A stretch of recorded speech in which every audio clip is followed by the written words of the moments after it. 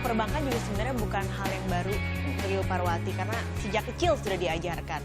Beda nggak Bu? Waktu dulu diajarin, nah sekarang ini ngerjain sendiri nih jadi bosnya. Beda nggak? Beda sekali sih ya, beda sekali. Jadi kalau bicara teknisnya pasti berbeda sekali. Dulu dan sekarang manusianya, tuntutannya, kompleksitasnya beda sekali dulu dengan sekarang. Tapi yang paling terasa beda adalah tanggung jawabnya ya.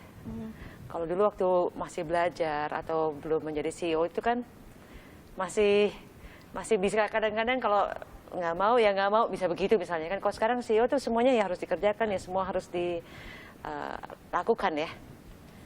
Nah, salah satu yang disebutkan oleh ayahanda adalah ibu membawa OCBC NISP ini ke arah yang lebih modern. Seperti apa modernnya? Memang banyak aspek perubahan. Kalau saya ingat waktu pertama saya masuk OCBC NISP itu masih perusahaan keluarga. Perusahaan privat tertutup, berkantor pusat di Bandung, semuanya sangat kekeluargaan, semuanya sangat Bandung gitu ya. Dan sekarang kita sudah menjadi perusahaan publik di Jakarta, dari bank swasta itu kita ke-8 terbesar dengan 7.000 orang, pemegang sahamnya mayoritas asing. Jadi memang sangat tuntutannya bukan hanya kepada modernisasi apakah IT-nya kah, tapi dari cara pengelolaan dan sebagainya juga jadi sangat berubah ya. Jadi bagaimana kita memandang mengelola SDM-nya, bagaimana kita mengelola manajemennya, bagaimana kita mengelola governance-nya dan sebagainya, itu juga harus kita ubah terus dari waktu ke waktu ya. Berarti bisa aku sebut Ibu Parwati ini adalah Sri Kandi perbankan. Sebagai seorang wanita, sesulit apa untuk membawahi, Ibu punya 7.000 karyawan di seluruh Indonesia. Bagaimana Ibu menghandle-nya? Sebenarnya kan tugas sebagai CEO itu yang paling utama adalah bukan mengendalikan kah atau menghandle bagaimana, tapi yang utamanya bagaimana kita bisa memotivasi tim kita agar semuanya itu ingin berkarya secara penuh, ya bisa mengembangkan dirinya, sehingga bisa memberikan pelayanan terbaik juga untuk nasabah, sehingga hasilnya akhirnya baik untuk semua kan, baik untuk nasabahnya, baik untuk karyawannya sendiri, tentunya akhirnya baiknya untuk institusinya gitu. Tapi itu dibawa asik gitu ya Bu ya berarti?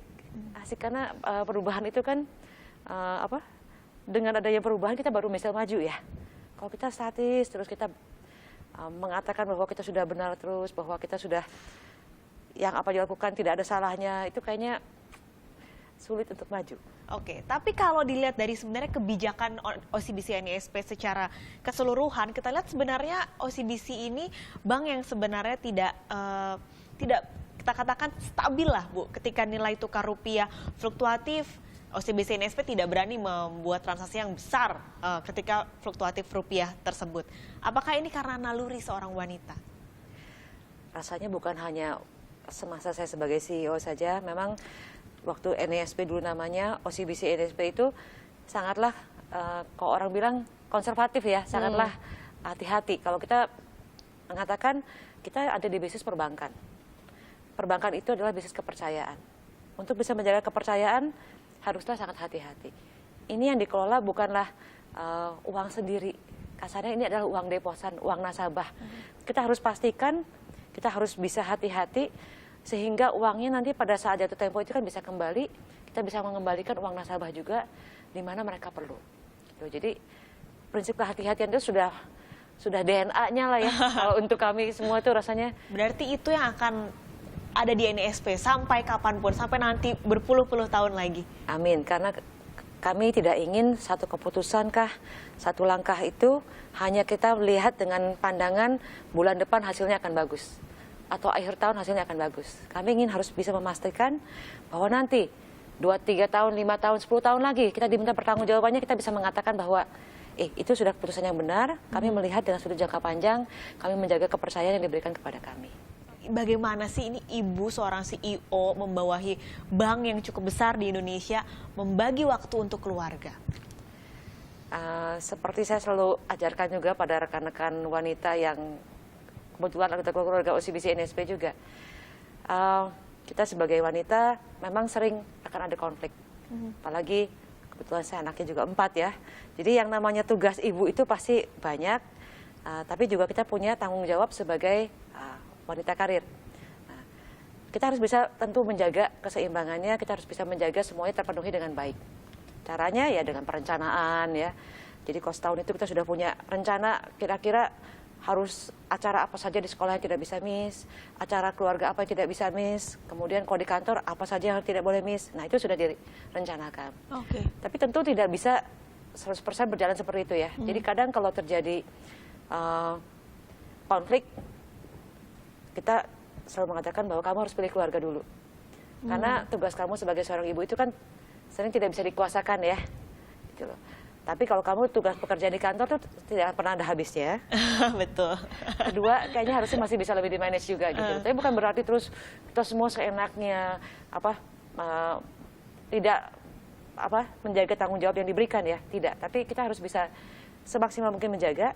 Tapi dalam hal terjadi friksi, terjadi konflik, kita harus tetap bisa mengutamakan keluarga ya. Karena dengan keluarga terjaga dengan baik, pekerjaan juga akan jauh lebih langgeng juga. Tapi kalau sebaliknya, rasanya tidak bisa.